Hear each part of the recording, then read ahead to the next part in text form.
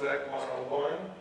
Thank you so much for starting your day with us. I will give a little background on us before we get too deep into why metal deck is our topic of choice. And the objective of this session is to give you the tools that you need before you need them, and open roof is not really the best time for a crash course in metal deck. I'm sure you agree. So, my name is Michael Polizzi. For the last 12 years, I've been sales manager for A.C.T. Metal Deck Supply. We're a metal deck distributor. We have 15 locations in 11 states, and my primary responsibilities have been to build and train a sales team and develop the territories for the different states. Prior to that, I worked for a metal deck subcontractor, so we supplied and installed metal deck in the Chicago metro area for, I did that for about 8 years with our own union sheet metal workers and iron workers. So that's really kind of how I learned the details of the metal deck. And this is my esteemed colleague. My name is Nicholas Camardo. I've been with A.C.T. for a little over 8 years. Started inside sales, then grew with a sales territory, project management, outside sales, and now I assist Michael with training our new sales people. Excellent. So we were a subcontractor, but now as a supplier only, we're dealing with contractors all over the country every day who are dealing with metal deck replacement. And this presentation is a collection of all the most common topics that we are talking about on a daily basis. Quick overview. Of course, what is metal deck? How is it related to commercial roofing and types, gauges, and finishes? How to properly handle it. We're going to spend some time there and really a good amount of time matching the existing, obsolete profiles. Good morning. Good morning. Some of the more uncommon decks, and we'll get into some of these other details, accessories, submittals, and our favorite section is called what metal deck is not. So, and of course there'll be a quiz, so you should be able to cheat pretty well with the handout. First of all, okay, what is metal deck? Metal deck is a corrugated panel designed, engineered as part of the structure of the building. You're going to hear us say that a lot. It's a structural product. It's not an architectural product. And what we mean by that, it's not a finished painted product. It is not meant to be exposed necessarily on the outside. Does anybody deal with metal roofing here? Yeah, so you know the difference. Well, we're going to say that a lot because, of course, there's a lot of different corrugated panels. And metal deck is a structural product. We'll come back to that. These are all familiar images. You know it's sitting on, I would say, the roof system goes on top of the metal deck, and also metal deck is used for floors, and you pour concrete on it and go up. Familiar images, you have I-beams, you have bar joists, purlins, and we have seen a huge increase in entire buildings being made out of metal studs with a lightweight concrete, low-profile deck on the metal studs. Here are familiar images, of course, and again, the roofing system goes on top of the deck. So, if the deck is down and then the roofer comes, why are we talking about metal deck in the roofing industry? Well, there's two primary reasons that we get into it, right? We have rust. It's only in re-roofing that roofers are dealing with the metal deck, and then it is a lot. I heard a great statistic. I cannot prove it. But 70% of roofing is re-roofing. Does that sound accurate? A little higher than that. Yeah. So, I got this picture not that long ago. I think the contractor was grateful their leg didn't go through that once they got the roof off. Sometimes from underneath it looks okay, but it turns out it was only the paint that was actually left. And then our dear friend, Mother Nature. I don't have to tell Houston or Texas at all. Texas accommodates more moods of Mother Nature, I think, than any other state. Rain, wind, hail, sun, tornadoes, hurricanes, and ice storms, apparently. Holy mackerel. Anybody ever show up to a job site? Good morning. Morning. You good? Anybody ever show up to a job site that looks like this? Yeah.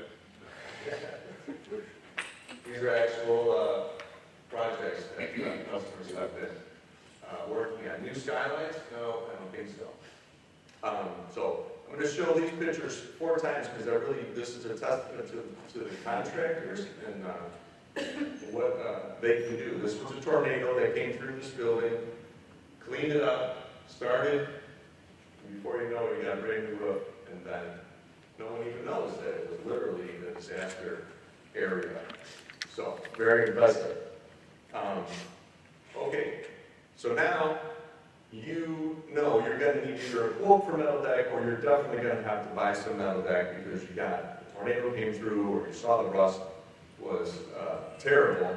So we know not everybody's a metal deck expert. You don't run into the deck on every job and you're busy. We want to help you streamline the quoting and ordering process. So here are some ways, like the sound is over here.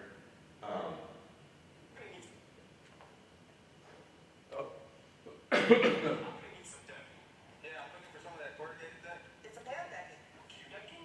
You know, But- it's Right, the pan decking, the Q deck, anybody ever heard of Q decking? That's more of a floor deck, but that's 60s, 70s, so I love when people still call for that, and I know they've been around the block a couple times. But that's a good start, and I imagine you get that. There are more roofing systems than there are deck, and when people say, well, I need a new roof, well, do you say, what kind of roof are you looking for? You know, a roof. So, I'm sure you did the same thing. So, we've broken it down, type, gauge, finish, and quantity. Again, we want to help you get an efficient and accurate quote the first time. And some of it might seem like common sense, but it's just a little miscommunication. And when the dollars and cents are involved, it's pretty hard to go back to the customer. So we'll start with the type of deck. Most of the decks in your program, all of these are going to be on one page, so it's a good picture. But most of the decks that we're going to run into are 1.5-inch decks. And all new construction is the B deck. It's also called the wide grid. You can see the openings of the flute are the widest of those other ones. All new construction, 4, 5, 7-foot bar joist spacing. All the warehouses, retail, is pretty much all going to be B deck. It's the strongest, it's the most readily available. I want to emphasize, know your dimensions. I'm going to say that multiple times. You want to know the dimensions of the opening of that flute, both at the top and at the bottom, because over the years, there have been different B decks that vary slightly. So you really want to know that, those dimensions there. All of these are 6 inches on center, 36 inches wide now. They weren't always. 1.5 inches deep. So the F, here's the B deck, yeah. F deck, you can see that openings get a little bit smaller now. F deck solves a lot of problems. F deck can drop in. You're going to hear me say that too. F fits into B, and A fits into F and B. But you still got to know exactly what those dimensions are. That's the intermediate rib, and then the A deck solves the most problems because it's the narrow rib, and it'll drop into a lot of the old profiles. Now, F and B, they're only around really now because of dealing with matching these old existing profiles. Like I said, new construction, like if a fabricator calls us and they want A deck, we're trained to say, okay, why is there a reason you're asking for A deck? You know, just to kind of help them. And like we discussed a little bit, A deck could be more expensive and it might not be necessary. F fits into B, A fits into both. F and B, if you walk away with just that, it's pretty helpful. And then the end deck is obviously different. This is the beginning of the deep decks. Nicholas is going to get deeper into the deep decks later on. It's 3 inches deep. It's obviously different than the other. It's easier to spot. It's mostly 24 inches wide, 8 inches on center, so it's a totally different profile. Now, the deeper deck and the heavier we're going to get in gauge, the longer the span you can have. You can start to spread out those bar joists or the I-beams, 8, 9, 10, 12 foot spacings on there. Michael, when you're dropping in these knobs, so you're overlaying, have you run into any weight issues with that? Where you're doubling the deck up? But you're talking about all that, and it's a latch, not double deck over, so. Oh, no. You know, you're still gonna drop, you're talking about replacement. You're talking about more replacements, you just want to put drop your A, your F into an E, but you just, it's your board doors, you just cutting pieces out. You're not talking about overlay, not overlay, deck. Right. More or less. If it was my building, I would want the old deck torn out. Because it's rusted. But absolutely, people overlay, and then, I don't, I'm not an engineer, and I don't know the answer to that. You are adding weight. Now, you have more strength in there, because now you have a double layer of deck, even though the one underneath is probably rusty. We got the problem with the rust of one. Yeah, so does the rust of one start rusting out the new one? Yes. If it's, unless it's a prime deck, or even if it's a prime deck, that's a question I'm asking, just curious. The answer that because I've worked on this before, is it's like, is rust contagious in a sense? And I think it's not if it's absolutely dry and it stays dry. But if there's any moisture left in there, now you're trapping it in there, and of course, that is bad. Would you say in your experience or your? We would, because Okay. if we find any rust at all, we'll put some corrosion, anti-corrosion stuff, over it. If it's very mildly, you clean it, Yeah. or you replace it. So, Coating. but I mean, I wouldn't ever encapsulate, I wouldn't think. an So old rusty one. you put a rust inhibitor and then the new deck would fit into that. That's tie-in, right? Just all the time. It's not tie-in, yeah. I've never seen anybody overlay a complete deck with a new deck, without taking it off, actually. So if I'm building it on the next Yeah, meeting, I I would start over, But but you get into engineering, you do get into engineering thing because of the weight. It's designed for certain snow, certain load, and yeah, depends on your, how the building's designed. Right. we all know everything happens out there, every possible scenario. Good questions. You're all dealing with gauge material, sheet metal, so there's not that much that you don't know, I'm sure, about the gauge. What I want to say is roof deck starts at 22 gauge. Sometimes we can call them, they want 24 gauge beam deck because they're used to other panels, but roof deck really starts at 22 gauge. So 22 to 18 are going to be your most common. You can get 16 gauge deck, it's fairly rare, it's very heavy, but of course you can get it, and then we're going to, Nicholas will come back and we're going to talk. The lighter gauges are more with lightweight concrete, low profile decks that we'll get into later. So we're going to know a type gauge. We're going to talk about finish. We're going to spend a little bit of time here. In short, metal deck is a structural product, as we said. So it's primarily a galvanized deck, or it's a prime painted deck. And galvanized is for more corrosive environment. It's a zinc coating over the deck. G60, G90 is a little bit more zinc coating per square inch than the G60. Now in Houston, coastal areas, all the specs pretty much are going to be G90 or very common versus like I'm from Illinois, most of our new construction is G60, but the saltwater and the coastal areas tend to be more standard. So common finishes, there's still a few more within that, but you have prime painted, you have gray. Now all these big boxes that you see, all the warehouses that are going up, that is pretty much all going to be a prime painted white bottom. It reflects, the lights reflect off it much more easily and brightens up the whole warehouse. I want to emphasize, it's a primer. It's still a primer. It looks great and they've really evolved. I've been around this, kind of grew up with metal deck. So when they first started trying metal decks, sometimes it's a big job. You get like a checkerboard up there because one coil would be one shade and then the owners don't like that. But again, white bottom, galvanized G60 and G90, and then let's say who's ever tried to paint over galvanized, you know it's not very cooperative, but you can get a factory applied paint over the galvanized, and it's much easier to paint in the field That's not always like an inventory item, that would be more of a lead time item, but it's absolutely available. So now you have 2 layers, protective layers of coating, and then it's a heck of a lot easier to paint in the field. Question on that. So basically your galvanized batteries, you got better rust resistance than your prime? Oh, yes, Because your prime doesn't have the galvanized underneath it? correct. Oh, okay. Yes, that's a good question, that comes up. Yes, steel is cleaned, treated, and prime painted. It's not a galvanized. Okay. Okay. Paint. That's how it works. Curious about that. Stainless steel deck, it's not, nearly as common as these, but there are scenarios where it's absolutely the right product for the job. You have corrosive environment, you have FDA requirements. We had a job that was a orange juice plant, and it was actually both. So the orange juice, they didn't have a stainless deck. I went to the job site, and it literally ate the deck from underneath. Then it was also FDA, so it did get replaced, but that's a stainless job.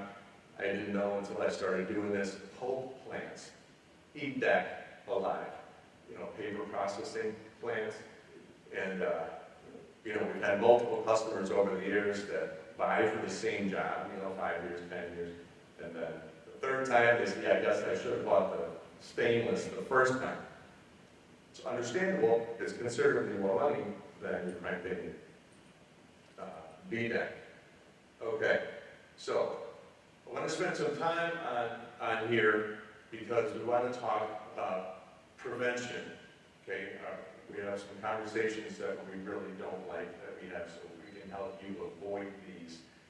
We're going to spend some time on that. So if you protect the metal deck, it's going to look great. It's going to last a very long time. But if not handled properly, some bad things can happen. You say what?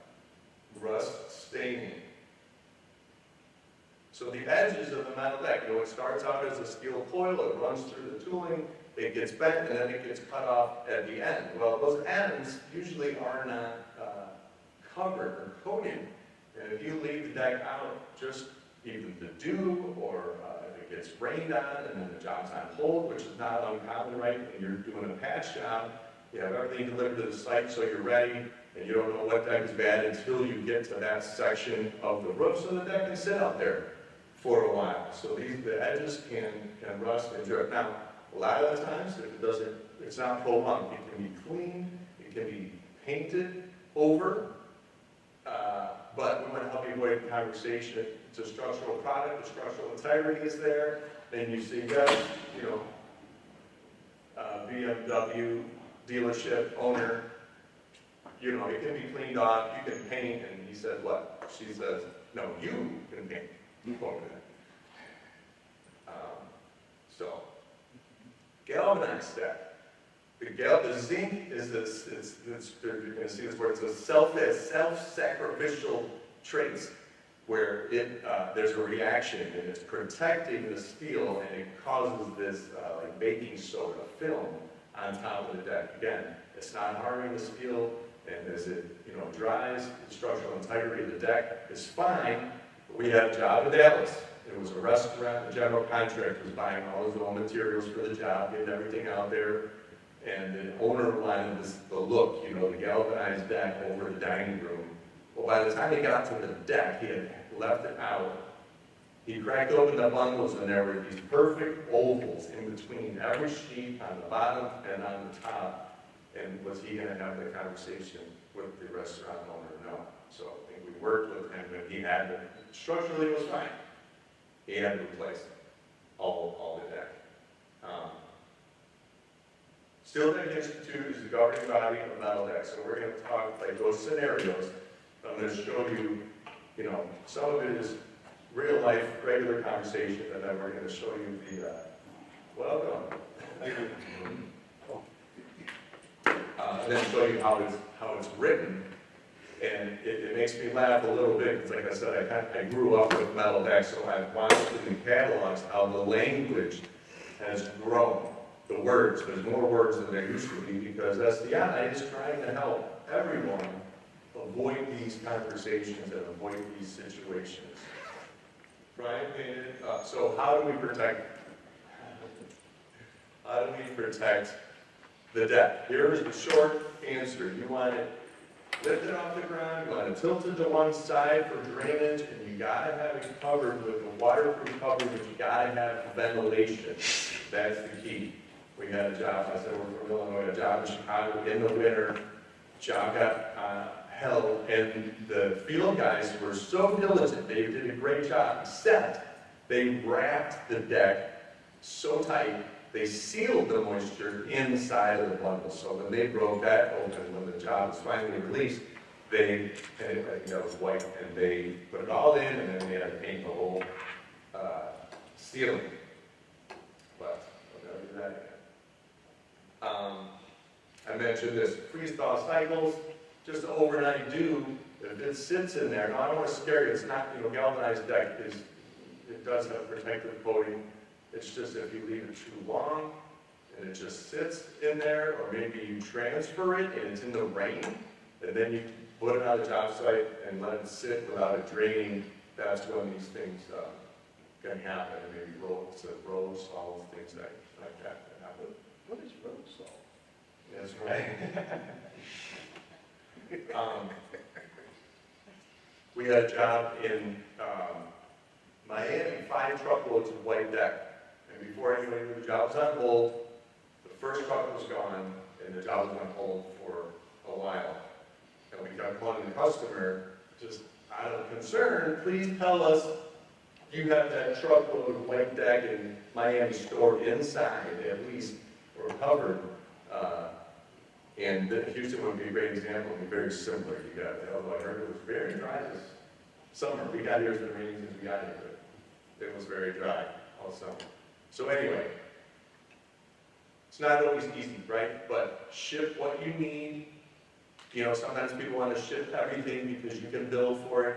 Understandable, but if it's a larger job and you can just ship what you need, you can keep it protected, if you can store it inside, or at least have it covered, those are all going to work in your favor. I know it's not always that easy. This is a metal deck nerd saying, impermanent and provisional. Prime paints are by nature impermanent and provisional, protected for a short period of time, ordinary exterior atmospheric conditions. So, I'm reading this because these are the conversations I'm saying that we're having, we want to help you avoid. If the appearance of the finished deck is important, the designer should consider a field-applied finished paint. Finished paint and its compatibility with prime paint is not the responsibility of the deck supplier. I would say it's not the responsibility of the contractor. But again, you run into a problem and you're talking to the owner, you're saying, it's a structural product, the structural integrity is there. It doesn't usually, you got a business decision to make. This is what the galvanized used to say. This is my favorite one because it was nice and short and sweet. And now I'm not going to read it, but this is what it says in the catalogs now because they're trying to help the contractors stay out of those situations. So I want to add one thing in here. As a structural product, nicks, dents, strap marks, maybe a forklift dent on the bundle is all well within the tolerance of metal deck as a structural product. It's not a finished panel that should be crated with sheets in between, protective sheets in between for the paint. But if you know ahead of time that you maybe have a high-profile job or something like something where the deck is going to be exposed, I would just suggest talk to your vendor. Even if it's a small quantity, we will have dumpster gates, for example, for steel fabricators. So some of them now have learned, please take a look at I only need 2 sheets or 4 sheets, but because you give me ones without the dings, the dings in them. And I'll say, hold on, Nicholas, let me handle that.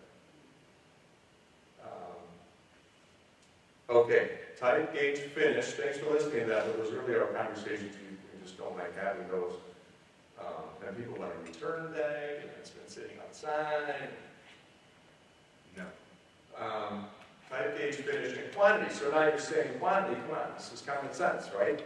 Well, again, we want to help you not sell a job and then come back And there was a miscommunication, you bought something, for example, on square footage, but what you're really gonna buy are pieces. So you might need 550 square feet for your 500 square foot opening. And you gotta, when we're training, you say, you go to the deli counter, you put the deli, you put it up, you say, I want a pound, they give you a pound and a quarter, you pay for the pound and a quarter. So 4 ways to kind of go over that total square footage needed. I have, 500 squares, or 500 square feet that I need covered. I understand these pieces, probably we'll dial it in later. Right now, I just need you to cover me for that. Size of the areas to cover, I have 40 skylights that are 6 by 3. Those are all helpful. Square foot price, a lot of times, it's in your bid. You don't even know if the deck's bad yet, but you have to allot in your bid a square foot price for deck replacement. And then you let us know, and or let your vendor know, and they can go over that, kind of communicating. When we get to it, we'll dial it in. It's the freight that's always the problem, because you have 3 pieces of deck and a truckload of delivery, and you have 100 pieces of deck and the same delivery, spreading that freight out over the square footage is what messes up the spreadsheets. And then exact list. I need 100 pieces at 20 foot 3. Obviously, the easiest one. Well, that's what you want to do is quote it, sell it, because you're not going to go back to the customer most likely and say, hey, I made a mistake, I need more money. Matching existing deck. That's what we're doing. Because unless you have a total tear-off, which of course happens too, it's not new construction, so usually you're matching something that is already up there.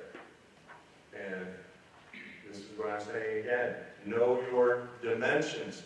The phones now are so great because we say put a tape measure on it, take a picture of it, we're nerds, we're going to be able to say this is what you can do, or that's not metal deck, or there's no hole. You're going to have, nothing's going to fit with that. And the culprit, this is a great picture here, the culprit is these old ADEX. I know we have these catalogs from the 60s still. That's an old stuff. That's really old stuff. Yeah, that's some old stuff. And then here is what's happening. This ADEC, 24 inches wide, we'll come back to how that can affect you. And then 3/4 inch opening, and this one's 1/8 of an inch. There's nothing that's going in there. Now, on the other hand, it's still 1.5 inches deep, it's still 6 inches on center. You could, pop the welds, and you could slide the deck under, possibly. That should work as far as the sizing. That has been a consistent thing, the 6 inches on center. But 1/8 of an inch, nothing's going to go in there. I'm just repeating this because if you don't get anything, you'll leave with F it's in V, A it's in both F and V. And then the guy who made this is very impressive. Those guys can really work the software and move the pictures around. I wanted to just mention this. You found the deck, it's nesting, fine. You learned what it was before it got up on the roof, but now you're running into this interlocking side lap. So that's a West Coast thing. It's for seismic conditions and earthquakes, but it wasn't uncommon in the past. In the eastern U.S., I got this picture at the, I think it was at the Newark airport. But you can see how that interlocking side lap sticks up, and now you got another thorn in your side because you're trying to nest the piece, and also this is 24 inches wide. This is an old deck.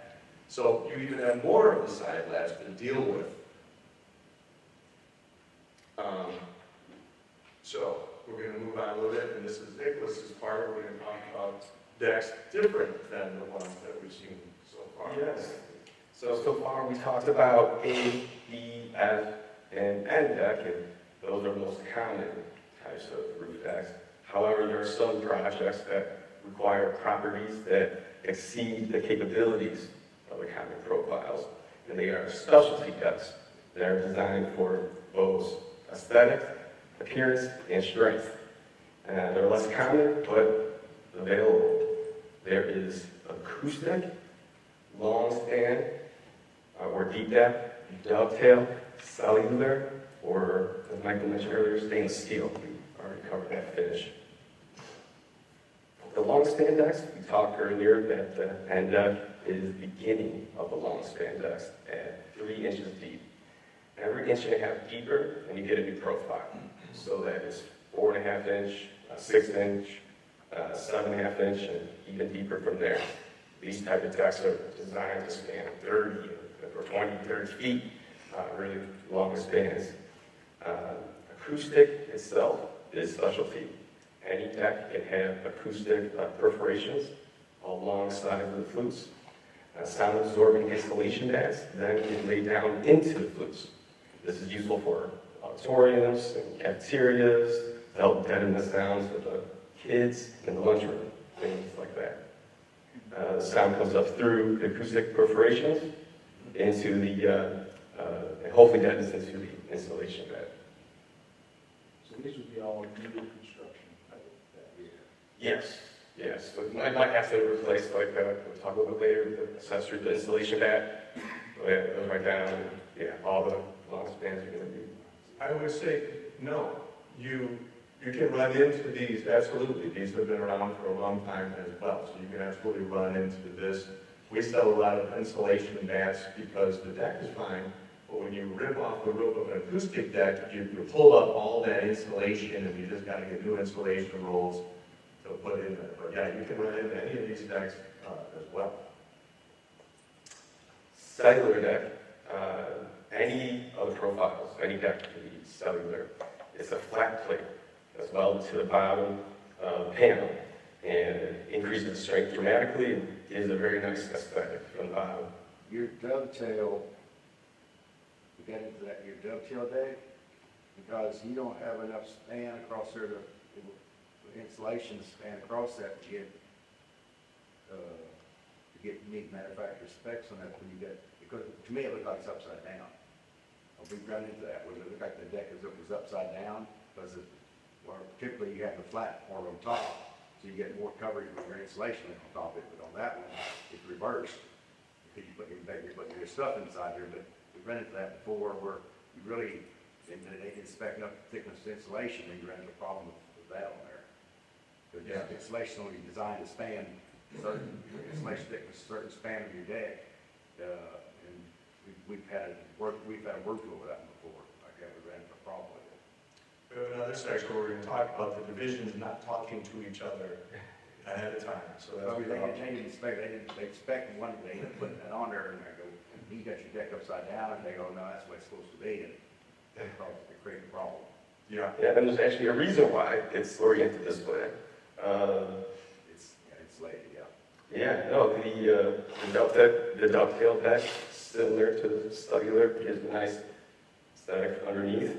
And it's different than everybody else because it actually has this, allows a special nut to slide into the narrow opening, slide in place and lock. And from there you can hang rods, sprinklers, lights, any kind of piping without piercing through the deck panel. So it's almost looks like a flat ceiling, but allows us not to fit in between. So that's why we had to orient it that way. So you're going to see these profiles on display at airports, auditoriums, convention centers, big hotels. I hope to see you guys later today wandering around the airport, looking up, and seeing whether or not that's going to be acoustic or cellular deck. And speaking of airports, this is one of our favorite pictures of metal deck out in the wild. Michael actually spotted this beautiful cellular deck while he was with his family in the Phoenix airport. He was explaining to his family the 30-foot spans and the cellular flat plate on the bottom. You can't tell how deep it is because you can't see the other side of it, but you can see it actually comes out of the building. So one continuous span. It's really nice, well done. But obviously his family wasn't as inspired as he was as they're sitting there. But I mean, we've all been there, right? Like, they drive around in a car with a friend's family, and say, hey, we did that job. And they kind of roll their eyes. Yeah, Dad, I know you can't always say that every single time you go by here. You can't be in the construction industry and not do that, right?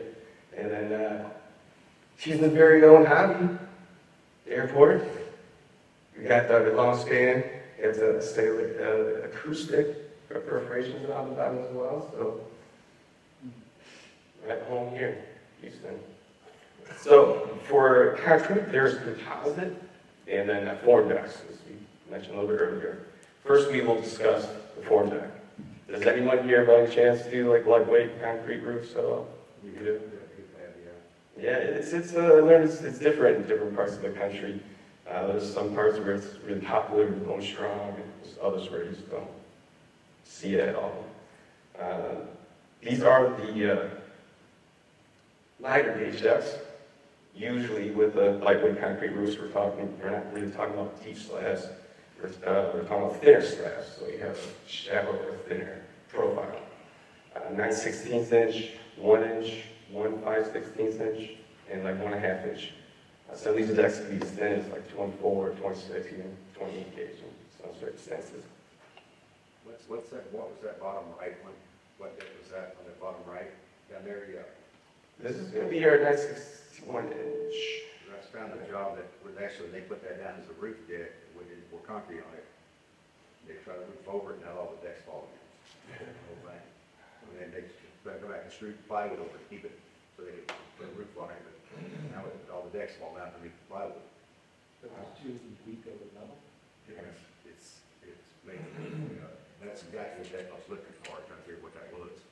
So the spacings were too far apart for the deck. I mean, that needs to be 18 inches or 2 feet.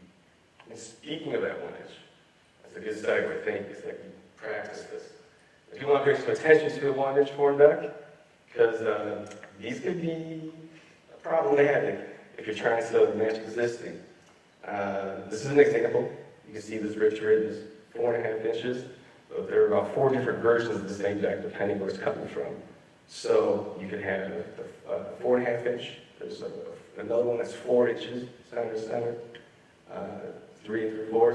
So last thing you want to do is quote it, sell it, ship it, hoist it, start installing the deck, and everything's a 1/4 inch off. Anybody who's ever dealt with this knows that it doesn't take too long before nothing is matching. You got a real problem on your hands. Now, I never made this mistake, but I know some people who have. There's a job in Florida with pretty good bigger roof, and there was a mistake made, and some of the things didn't match up, and I'll never forget it, so it happens. So no replenishments. So for lightweight concrete roofs, there's moisture, obviously, right?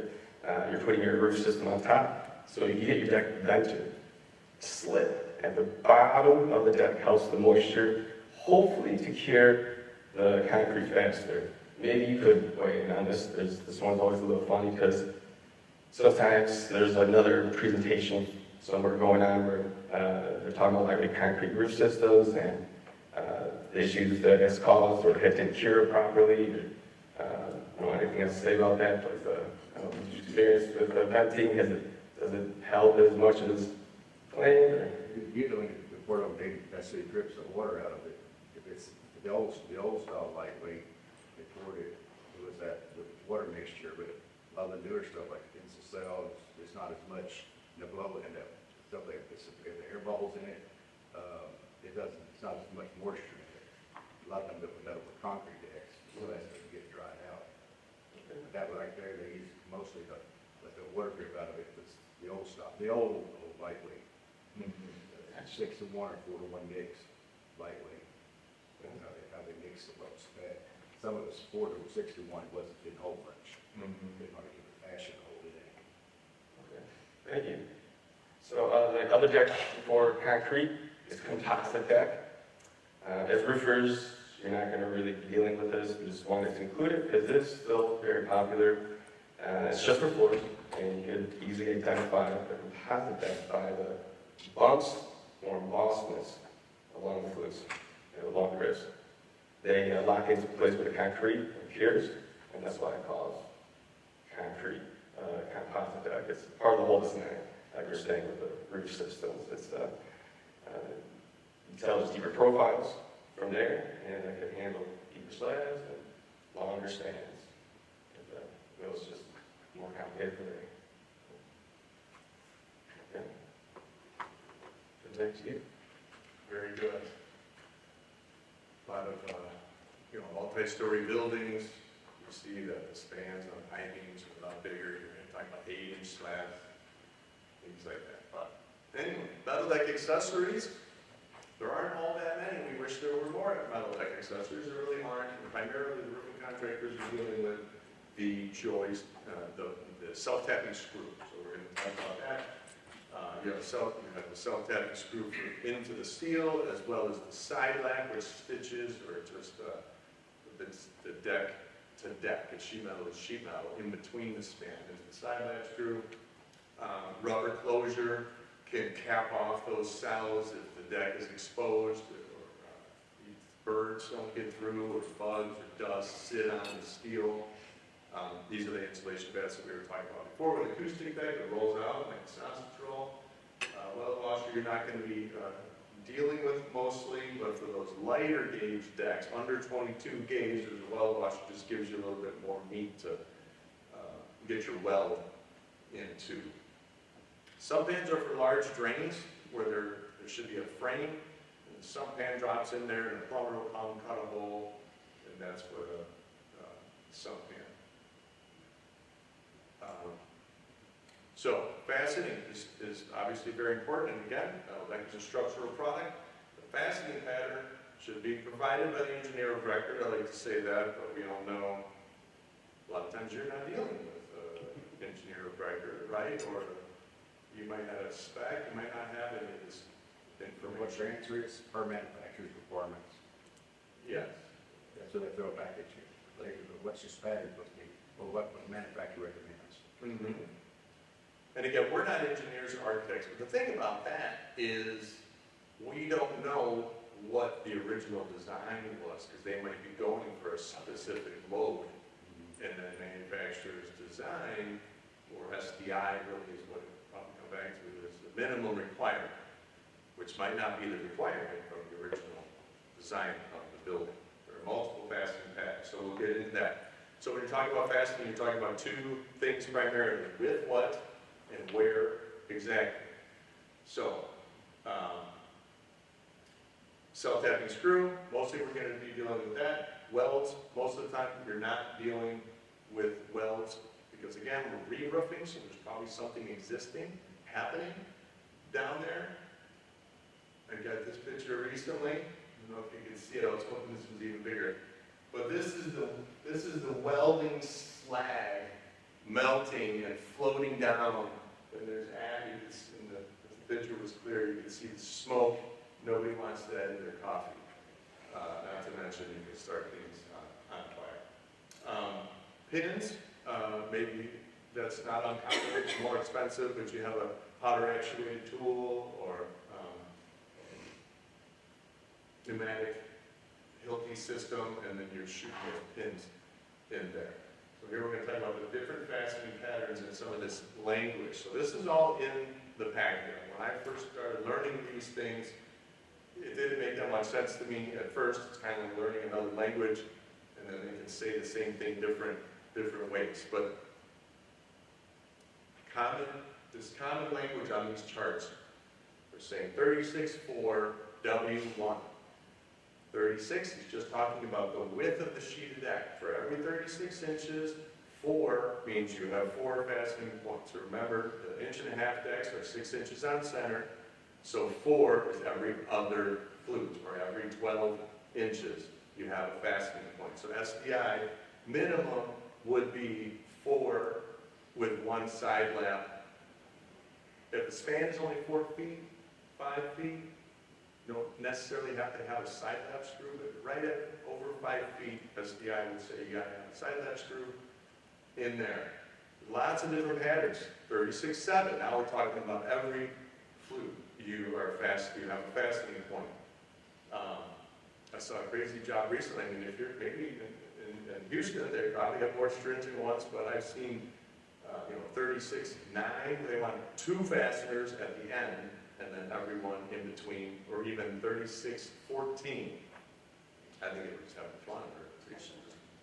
But Really tall building. yeah. In Florida, I mean, for obvious reasons, but Dade County, Florida, they have like the most stringent specs for, that most people see. So this is just another example. This is 24/4 because 24 inches, the end deck is 24 inches wide, and it's 8 inches on the center, so 4 is every flute. And then, like we said, with the end deck, the deeper decks, the spans can be larger, so most likely you're going to have more than one side lap screw there. So that W is going to say W2 or W3. And then this is just, okay, new job, different architect, totally different language. Saying the same thing 3 different ways. 36/4 is the same as 12-inch fastening, is the same as every other rib. You just have to get used to what the architect is trying to say, but they're saying the same thing. For example, the side laps at 24 inches, well, you have to know how big is the span. 6-foot span, you got 2 feet, 4 feet, you got another side lap, and then the next one is back on the steel, so that doesn't count. That's the welding point on the steel. It sounds kind of basic, but you get into a 1,000 square job, 500 square job, and you miss something, and you were supposed to have twice as many, Tech 5 screws. They're not cheap, so you don't want to make that mistake. Bring this back up again. If you have the interlocking side lap too, this is a tool that they use sometimes. It's a button punch. It crimps. It'll pinch that male-female side lap together. And most of the time you won't be dealing with that. But available. And that's again that same picture, but that's what you see. You put the tool down in there and pinch that. Okay. Spend a lot of time here because everyone loves submittals. We love as many as possible. Please keep asking me to send you things. Fortunately, with metal deck, most common is the data sheet or the load table is going to solve 90% of the requests that people are asking you for. It's going to have the profile, the dimensions, you're going to get this span with this gauge, you're going to get this load. And the specs, Division 7, Division 5, we've all seen a spec book that's 1,300 pages and you just need 3 pages. So at least, or you get a PDF, and you scroll down, at least if you know I'm looking for Division 5 or 5,300, you can scroll faster. But the specs are important. You're not going to get them that often, I don't think, with re-roofing, but they are important. For example, you might get, it might say G90 in there, and you were going to put G60. Now, you can't flip-flop those. You can use G90 for G60 because you got more coating, but you can't do it the other way. So that's some good information that can be in the specs. Still, they still come out, even though we're in 7, that's in 5. If you read the specs, we have to accept the deck. We put it on, we accept the deck that's attached. And they throw it back to the engine. Some people have deck inspections, some cities, but a lot of them don't. The architect throws it back on us. If you put the roof on it, it means you accepted the deck. It means you accepted it was anchored properly. We're not, that's not our job, but you're still, if they put it in the specs. Your problem. Right? That's pretty common. Steel hot though. I mean, I don't know why they throw it. You think the architect would, take care of, they get paid for that, but they just not push it down the line. Could you hire a consultant or to cover yourself? How do you handle that? You don't want to take the risk. I basically walk the deck to make sure it's all packed, especially when they weld it. You be walking, you can experience it, you can feel it, or you can hear it. That deck pops, you need something when the welds is bad. Yeah. And I don't trust the welding. Welding is, it's questionable, but how everybody weld. I've seen someone weld every one perfect. I've seen someone blow holes in almost every one of them. Absolutely. So it's not a iffy thing there. Yes. But Steve, right? But now because all our systems is kind of tied to the deck. The window lift's all tied to the deck now. They've changed it. It's not just what you screw down to. It's actually, the deck is really the whole thing for the window lift. my segue. That couldn't have been more perfect. But since, you know, we realize that a lot. So let's talk about that. So who has been asked for 80 KSI deck or heard about 80 KSI? Has that come up at all? Some people have heard about it, that's great. And then sometimes we'll be at a show and people will beeline to our booth because they were made nervous because it's got to be 80 KSI. It has to do with window. So the Steel Deck Institute, again, governing body for metal deck. They raised it recently, so it's 40 KSI is the minimum requirement for the steel. What does that mean? That's the hardness of the steel. 80 KSI. It doesn't look different. I don't think it doesn't weigh different, and it doesn't even really cost different, but it's not required by SDI. 80 KSI is a harder deck, so the screws can be harder to get out of an 80 KSI steel. But, so Mark's next door, and he wrote this article, and it's talking about the divisions weren't told. So the specs didn't say anything about it. The fabricator provides all the steel, fabricator puts up the steel, the deck gets there, and then the roofer's told, your warranty comes with, the deck has to be 80 KSI. And so nobody told us, and it's down, it's here already. So I think there's been some improvement with that. But consultant, experience, licensed, design professional, I have that in there twice. But let's back up. So we're talking about re-roofing. So you have a total tear-off, no problem. You let your vendor know. Hopefully you have a little bit of time. It might be a lead time item. But yes, you can get 80 KSI. But if it's not a total tear-off, it's kind of moot because you don't know what the KSI of the existing deck is. And if it's a patch job, you don't need 80 KSI for the patch because the warranty, I'm speaking a little out, but I believe this is great. You're not going to get the warranty because there's no way to know how old is the building. What was the steel that was down, prior? So it really has to do with new construction and total tear-off. It's available.